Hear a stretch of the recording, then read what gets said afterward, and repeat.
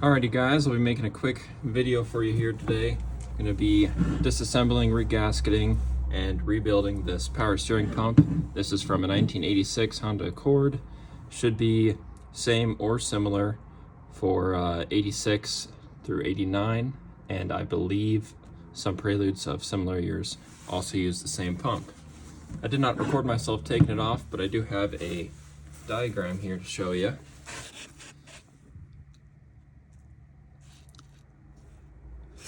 So to take it off, there's a 14mm bolt through the top and a bolt going through the back with a nut on the other end. There's a 12mm. As you can see here, there's the top one, 14mm, and the bottom, 12mm. From there, with it loose, you'll be able to take the belt off, and the outlet, the high pressure side, is two 10mm nuts, or 10mm bolts go through right here. I have converted this to an AN style fitting, but stock is two 10mm bolts holding the high pressure hose on. As for the inlet, it's just a simple clamp. You slip the hose off. Make sure to put something on there to catch the fluid, or pinch the hose off or plug it or something, because you don't want to lose all your power steering fluid in your engine bay. Also, good note that power steering fluid is actually surprisingly flammable, so try to clean up any mess that you might make while taking this off. So to get into it, to start with, the pulley, you got to get the pulley off to get to all the bolts on the back side. And the pulley has a 12mm bolt holding it on, which is reverse thread. As you can see, I've left myself a note, which is not a bad thing to do. So to the right should take it off. There we go.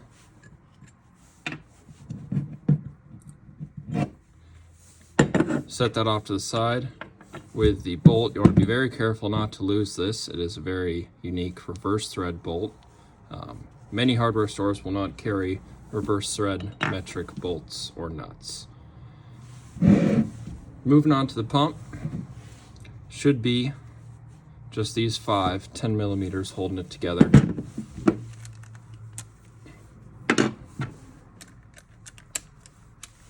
And these are not reverse thread or anything, they are just normal lefty-loosey, righty-tighty. So let's get these guys off.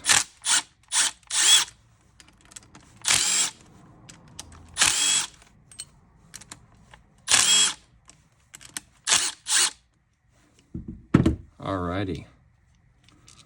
So get these guys out and set them to the side. They should all be the same length, if I believe correctly. They are, except for the one oddball goes off to the side. You'll be able to tell which one that is pretty easily, because it does not go all the way through like the others do. To take the pump apart itself, kind of a pain. There are some dowels on one of these covers, I believe. Making a little bit of a mess here. That's all right. See if I can find a good pry point here. Alrighty, got this off. Wanted to be very careful to not damage the surface or any of these gaskets, O-rings, whatever you want to call them, meet up with it. I'll set that off to the side for now. And then there was this pressure valve that sat in this hole, just like that. I'm also going to set that off to the side. And now we will move on to getting the other side off. So you're going to have to take off these two 10mm bolts holding the inlet on. There we go. Set that off to the side, and now I should be able to get this back piece off fairly easy. Here we go. I want want to be real careful with this. As for there are your gears in there, try to take it off just like so. Alrighty, so we'll also set that off to the side for now and deal with the internals of it. This is not required, but I do want to do this just to be safe whenever there's something that matches up. You don't know, maybe it'll bind if these aren't lined up correctly, if the gears don't match up, whatnot. Odds are it's not going to happen, but I do like to be better safe than sorry. So I am actually going to go ahead and take a Sharpie and just mark where they match up so I can put it together the exact same way that it was before. Go ahead and put a mark there and a mark there. Like I said, not needed, but I like to do it. So we can go ahead and now remove these gears. That's the one where the pulley attaches to it. And the other gear. From there are these two sleeves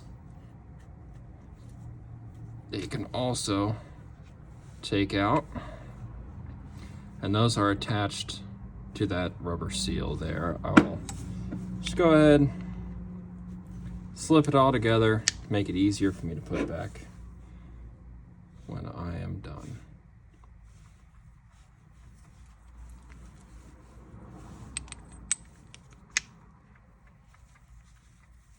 Alrighty. Now it is all fully disassembled. Alrighty, when it comes to regasking it, I've got a kit here. If you're wondering, it is duralast part number 8636. Alrighty, and in it came with a couple diagrams. They're both the same, just different languages. If you want to take a good look at that or a screenshot, there you go. Alright, so let's go ahead, get these out, see what we're working with here. Alrighty, pick them up, a couple different O-rings. These guys, the housing seals, a new shaft seal, and another O-ring. So we'll go ahead and start on the ends here. Got one of the O-rings right here where that pressure valve goes. Not exactly sure which one it is. They might be the same part. Looks like they are pretty much the same, so I am just going to roll with it.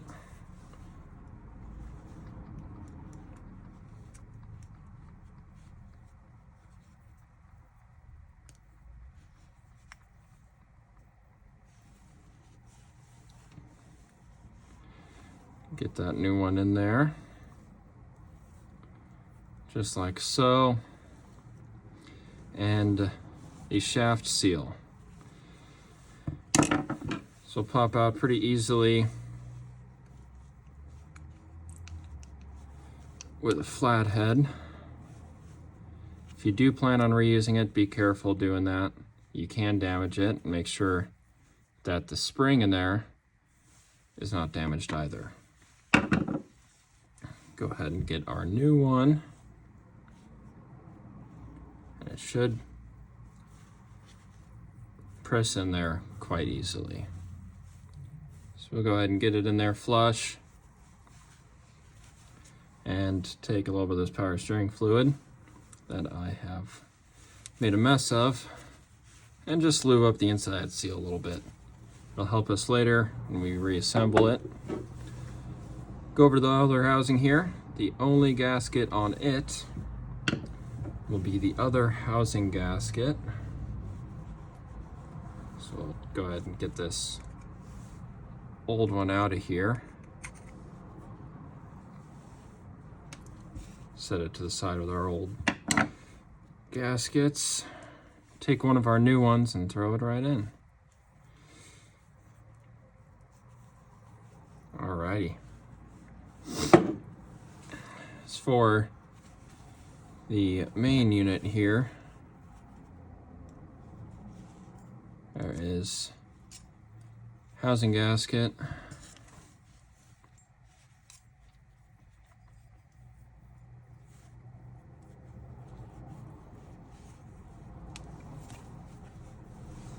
And that is it. Well, I lied. That is not it. There is an O-ring here for the inlet. I'll go ahead and replace that as well. That would be the smaller one of the O-rings. As for this other larger O-ring, this is normally goes on the high pressure side of your hose, where it slips into the pump and bolts on. As for I have changed mine to an AN style. I do not need this. Final bit is this guy here. Take a quick look at it. I believe it is the same on both sides. I don't think it really matters what way you put it on.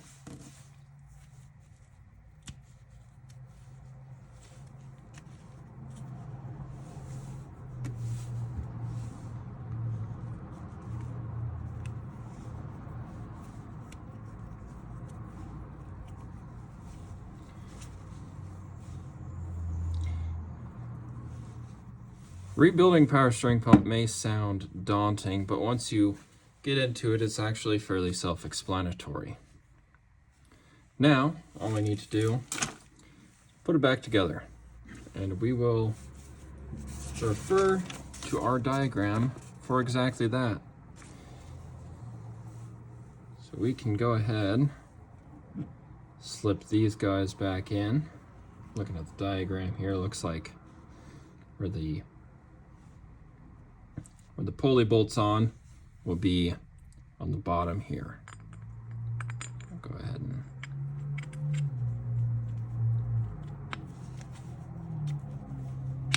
slip these in here.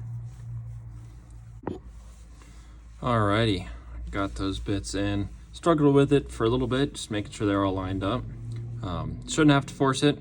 Don't force it. It'll slide right together when it's on. So let's go ahead and take this back housing and go ahead and put it on. I want to make sure that our O-ring or our gasket there stays in place.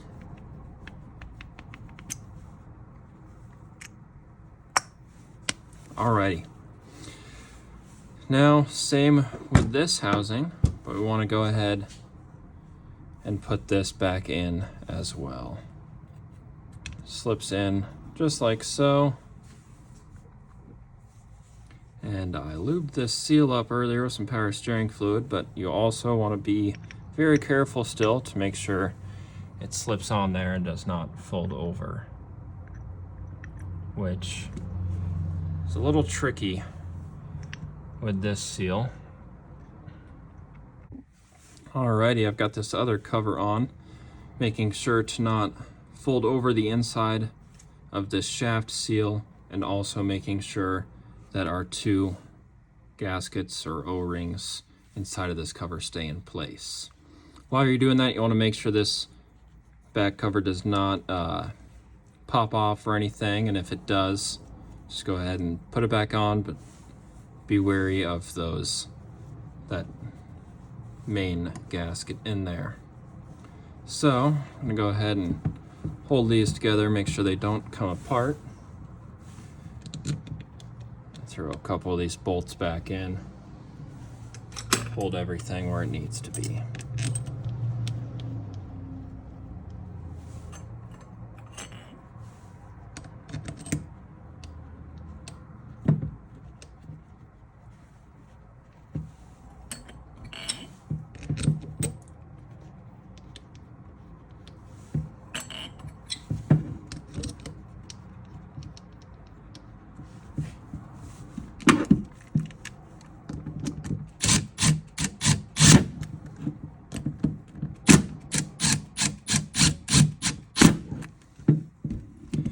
Alright, I did not find a torque spec on this, both in the Haynes manual, the instructions for the regasket kit, or online on any forums or anything. I even asked around some Facebook groups, could not find anything.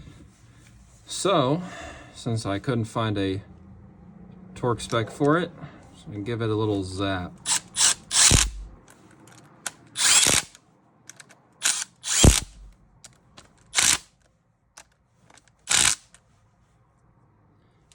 And if you don't have something like that, hand tools should be fine. Just be very careful to not break these. They're quite long for a 10mm. Now we can go ahead and throw our pulley back on. There is a flat spot, and be a little hard to see. A little bit of a flat spot lines up with a flat spot here. And yet again, reverse thread, be very careful. I'm gonna put a little bit of Loctite on this. I like to put some Loctite on anything that spins, really. Flywheel bolts, pressure plate bolts, drive shaft bolts, anything that spins. Oh, already forgot it was reverse thread. There we go. I'll go ahead and give this guy a zap as well.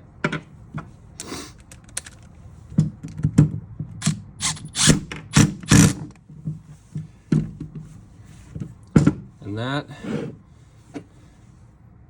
is pretty much it. Other than this last guy here, make sure your O-ring's still in there after handling that pump around. With a little bit of power steering on everything, it should it should stick there, and there is pretty much no way to do this without making a mess. Give those a couple zaps with the impact.